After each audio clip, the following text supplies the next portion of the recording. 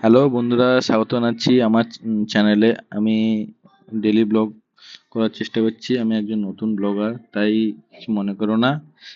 তোমাদেরকে নিয়ে চলে এসেছি একটা গাজন সন্ন্যাসী, অর্থাৎ ভক্তা যেটা বলে সেটা, ঠিক আছে।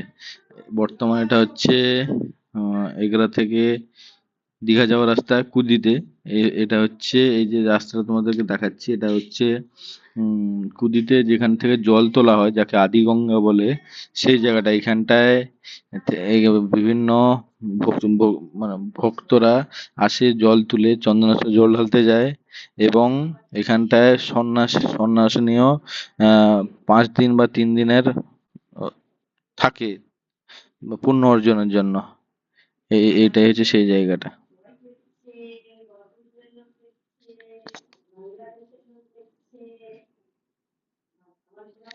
আর আমি যে তোমাকে দেখাচ্ছি, এটা হচ্ছে সেই জায়গায় ঢোকার রাস্তা। পর ঢোকার সময় আমার তুলতে মনে নেই। এই যে এটা, এই যে তোমাদের দেখাচ্ছি, এটা হচ্ছে এই সাইড, এটা হচ্ছে মন্দির, ঠিক আছে। এই যে মন্দির, এই যে যা ভক্তদের কথা বলছিলাম, এটা হচ্ছে যে ধুতি পড়ে আছে, এটাকে ভক্তা বলে বা সন্ন্যাসী, যেটা ইচ্ছে বলতে পারো তোমরা। এদিক এই সাইডটা হচ্ছে মন্দির পিছন সাইডে, এখানটায় মায়েরা, ছোট ছোট বোনেরা এখানটায় পূজা দেয়। এই পিছন সাইডটায় এখানটায় জল তুলে তারা, এই দেখো, জল ঢালতে যায়। যে জল ঢালার জন্য বাঁশ বেঁধে সাজানো আছে। জল তুলে কাঁধে যে বাঁক নিয়ে যায়, বাঁকটা এখানে সাজিয়ে রাখে, এই জন্য কাদা হয়ে গেছে। এই জন্য দেখছো কাদা হয়ে গেছে, নিচে ফুল বেলপাতা সব পড়ে আছে। ভক্তরা যেহেতু যাচ্ছে, তারা কন্টিনিউ হেঁটে 2 কিলোমিটার দূরেও জল ঢালতে যাচ্ছে, এই জন্যই কাদা হয়ে গেছে। জল ঢালতে হচ্ছে মন্দির। এই হচ্ছে, এবার আমি যেটা দেখাবো, এটা হচ্ছে বেরানোর রাস্তা।